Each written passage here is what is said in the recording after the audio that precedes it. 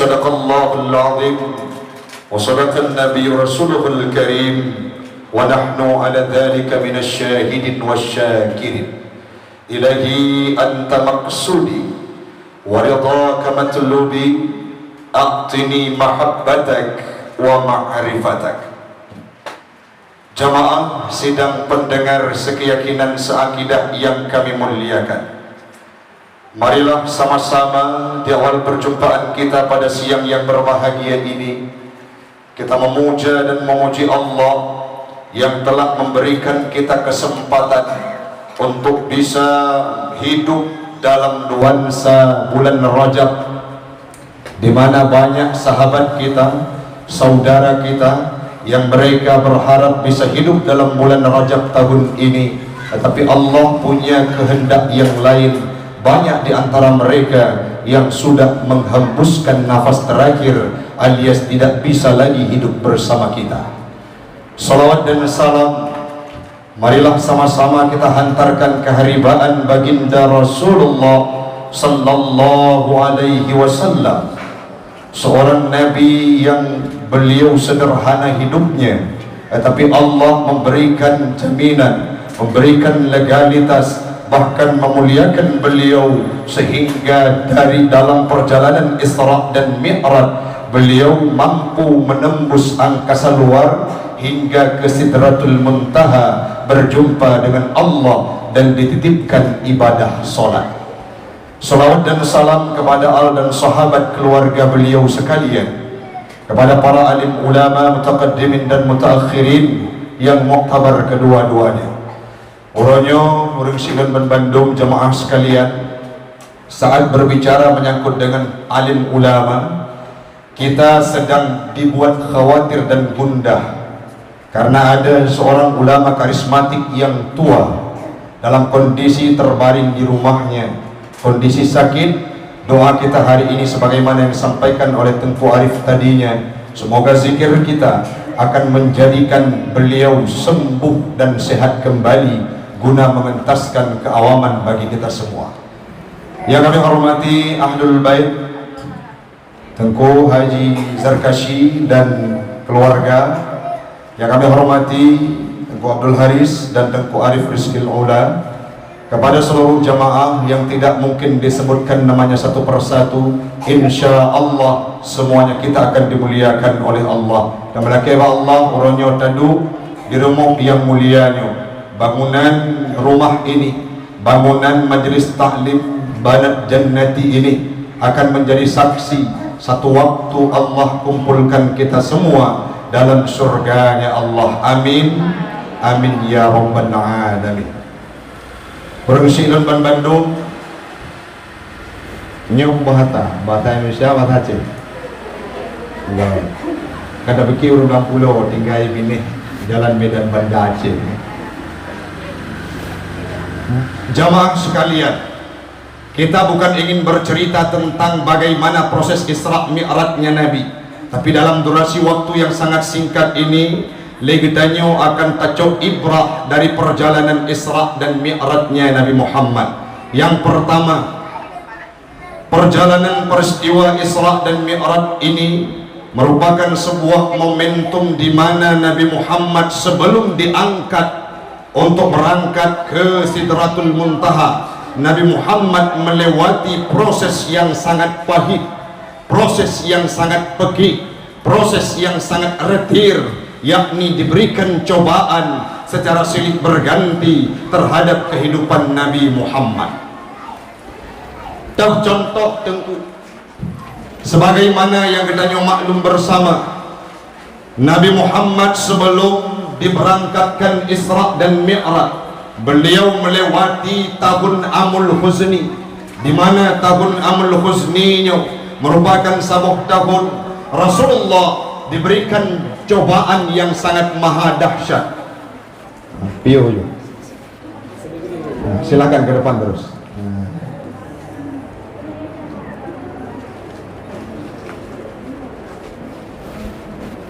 Haji lanjut Bu.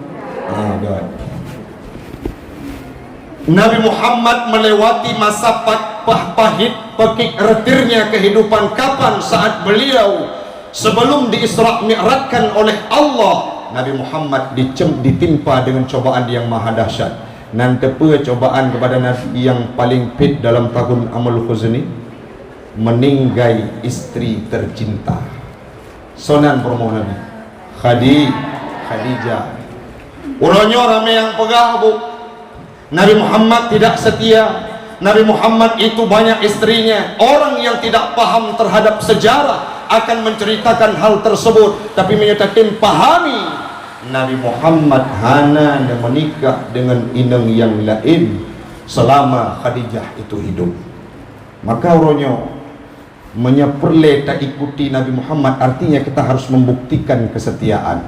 Nyono pegah bak suami bang Nabi Muhammad setia, malle promo berarti ron hana mupo.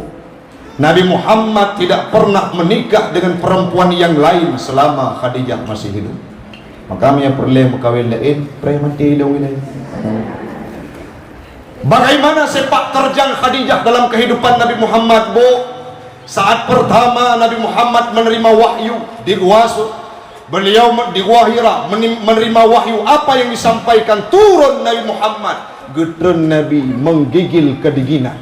Beliau ceritakan kepada Khadijah apa yang disampaikan. Ya istriku, wahai Khadijah, wahai perumoh lu, buno tengah-tengah lun uzlah berada dalam Gua Hira, datang sosok makhluk yang saya tidak pernah menjumpainya sebelumnya. Apa yang beliau sampaikan? Iqra bismi rabbikal ladzi khalaq. Gejok selimut, gejok kepada Nabi Muhammad, ya wahai suamiku, ci pelimbut ro mungkin tenang akan lun musyawarah dengan paman yaitu Waraqah bin Naufal. Berangkat Khadijah untuk berjumpa dengan Waraqah bin Naufal. Saat itu ditanyakan, kesimpulan dari Waraqah bin Naufal, itu merupakan namus malaikat yang turun kepada Nabi sebelumnya. Artinya suamimu mulai detik ini sudah menjadi rasul sebagaimana yang kita duga dulunya. Budak Khadijah bercerita kepada Nabi Muhammad, ya Rasulullah, hari ini engkau sudah dibiasahkan menjadi rasul. Kenapa? Waraqah bin Naufal menyampaikan malaikat itu yang turun tadinya berjumpa dengan engkau adalah namus ataupun malaikat Jibril yang pernah turun kepada nabi-nabi sebelumnya. Tenang hati Nabi, kejut ada sosok istri yang sangat peduli kepada suaminya. Hana mada'uhna, Nabi Muhammad pernah diikrarkan oleh Khadijah. Uronyo nikah Nabi Muhammad dengan Khadijah. Besok Khadijah hadir ke depan Nabi Muhammad. Apa yang beliau sampaikan? Ya Muhammad, mandum hartalung milik dro. Khadijah orang paling kaya di semenanjung negeri Syam.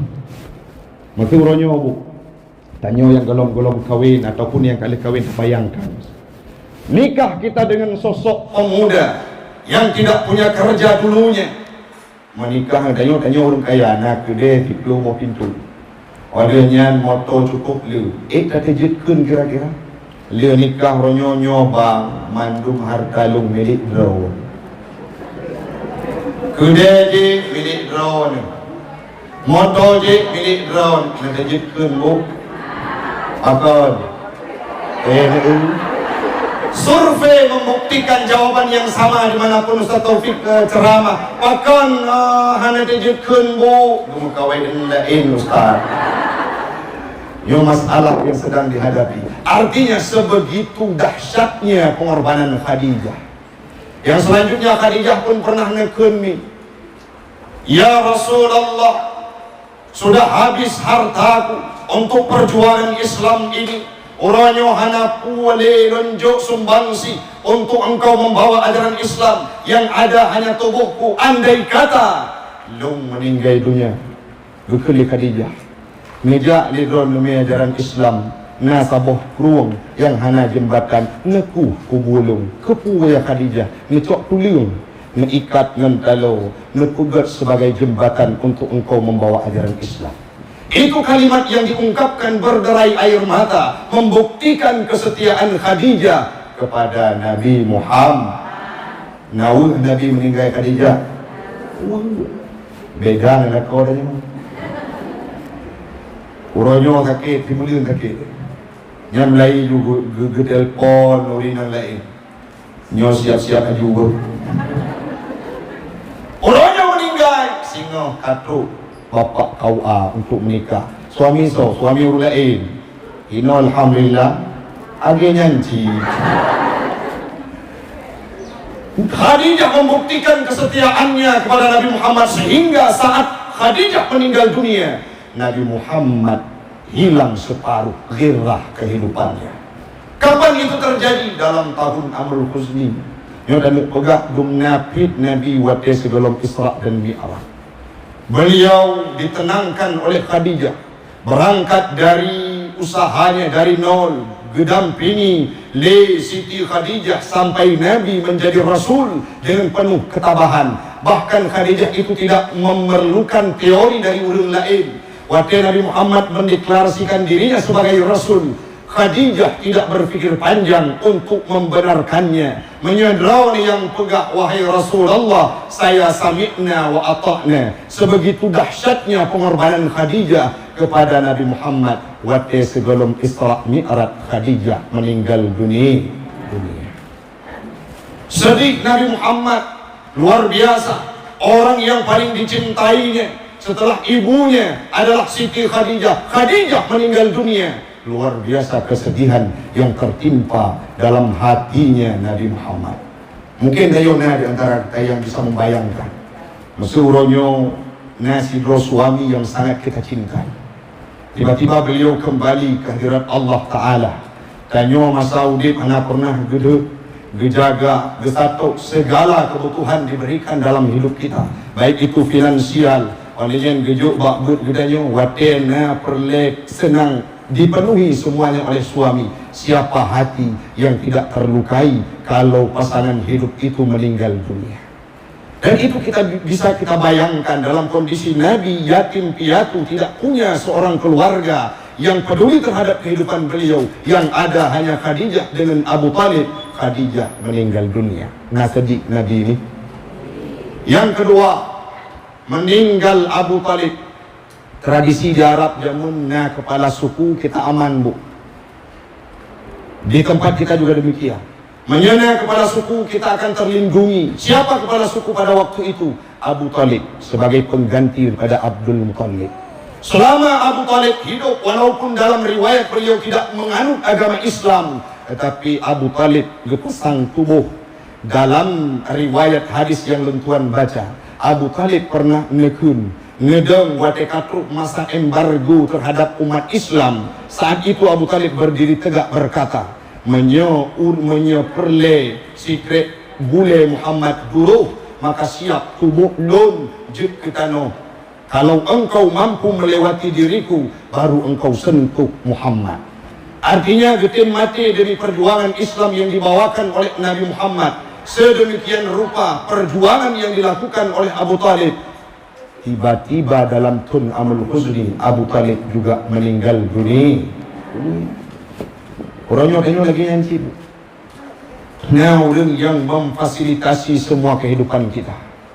Kayaknya itu juga ganggu oleh orang lain apabila orangnya tiba-tiba orang tersebut meninggal dunia. Pasti kesedihan itu akan hadir dalam kehidupan kita. Beliau meninggal Khadijah dan meninggal Abu Talib. Apa yang terjadi terhadap kehidupan Nabi Muhammad? Mulailah embargo, dianiaya, disiksa. Tidak ada satu orang pun yang mau mendengarkan Nabi Muhammad.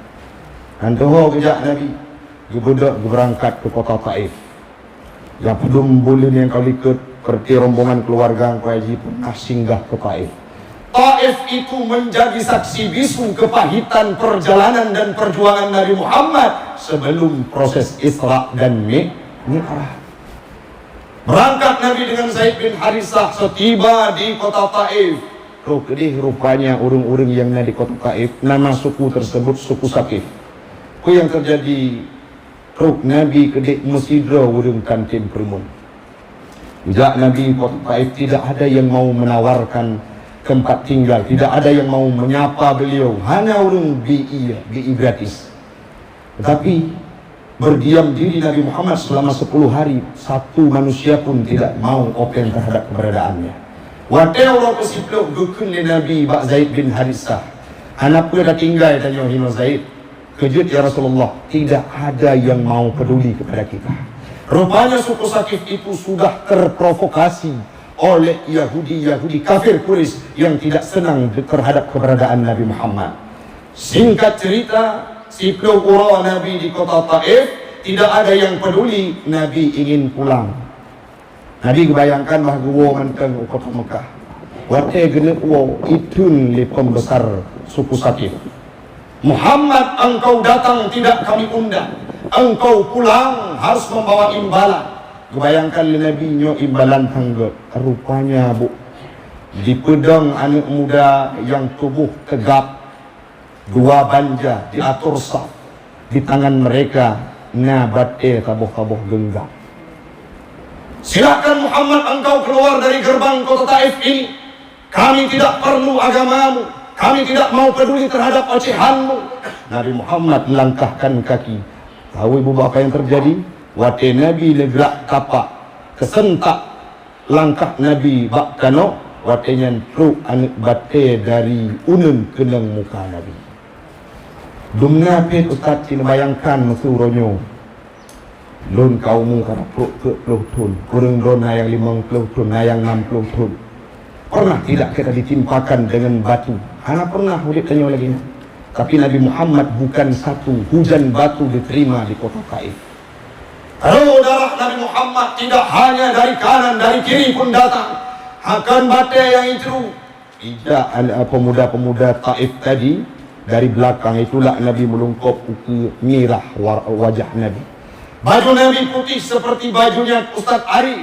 Berganti warna putih tersebut dengan warna merah. Bagaimana perumpamaannya Ustaz? Maka nanti dua orang getren lang-lang, getren lang nuhun. Tubuh banyak kutong lehok.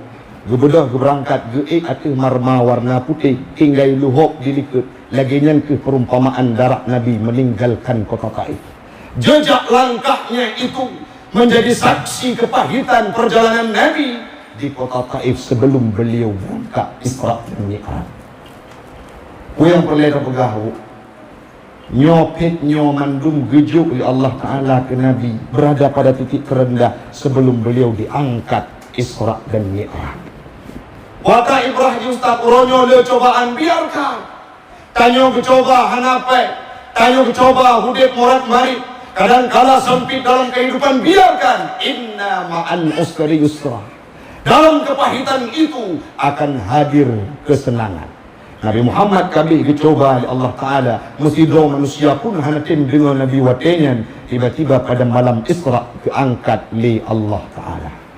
Maka kita jangan banyak mengeluh watena musibah. Sabar saja. Karena sabar itu akan mengakibat kita mendapatkan pahala di sisinya Allah. Yang pertama, ujian Nabi Muhammad terhadap Isra dan Mi'raj sangatlah luar biasa. Yang kedua, yang kedua, gejuk saboh perintah ibadah yang bernama salat. Udep Nabi sebelum Isra Mi'raj paceklik hadir salat sebagai solusi.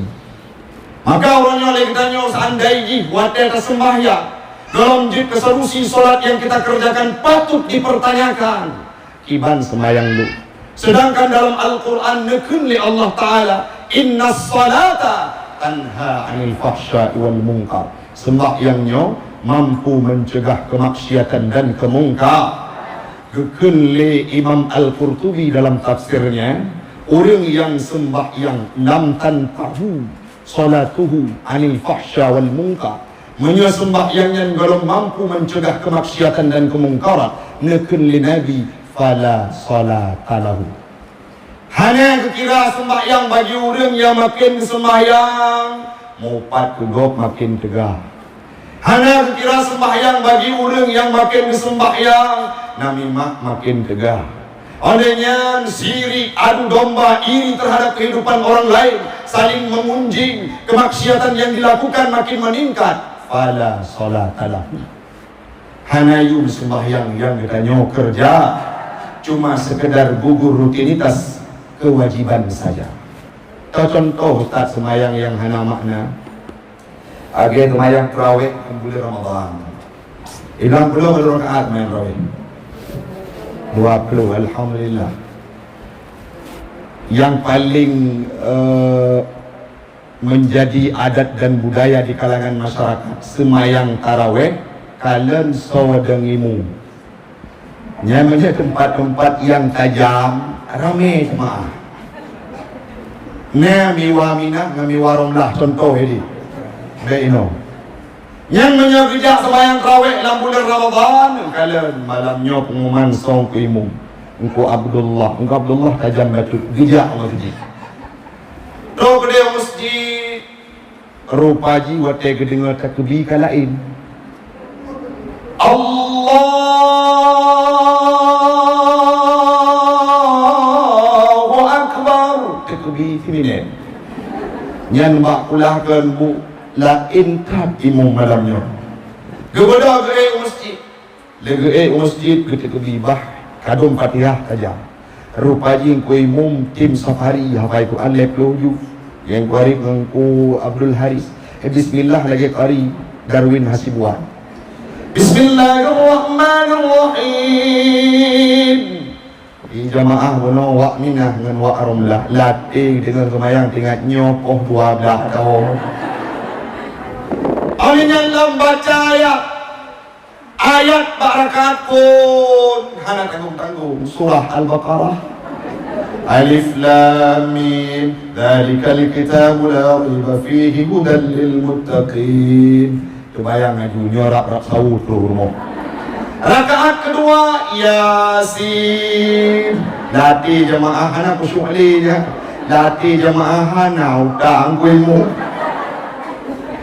Habis 2 rakaat gebedak gua, kira gua berkena tasmayang masjid Munawwarahnya imum lambat-lambat kat malam tinggal bah kujak menasah malam tinggal gebedak berangkat ke menasah miwa minah ngan miwa rumlah rupaji imum malam baru masjid malam tinggal jatuh lagi menasah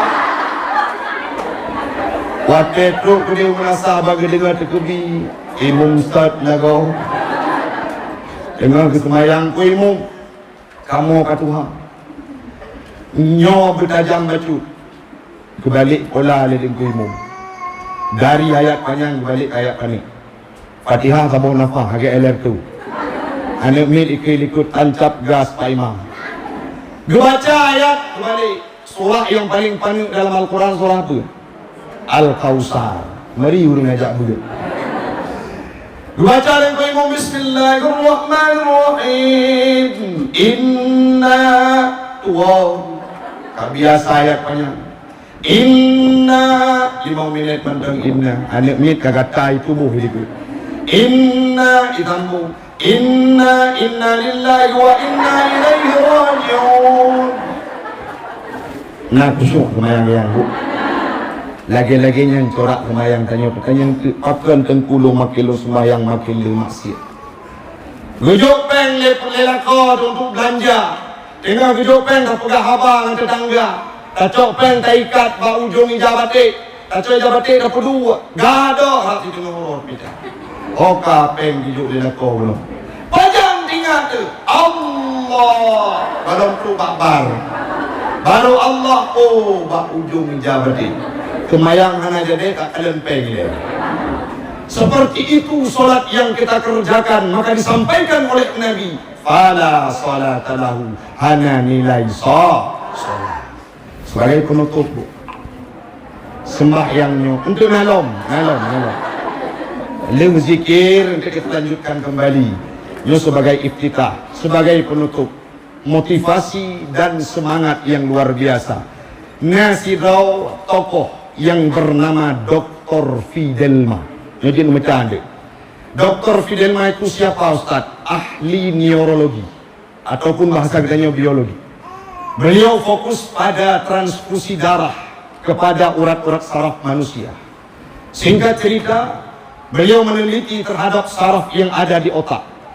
Nah, padum-padum krek saraf di otak kita yang tidak sampai darah ke sana. Hanya teruk darah. Beliau meneliti kenapa tidak sampai darah kepada otak manusia.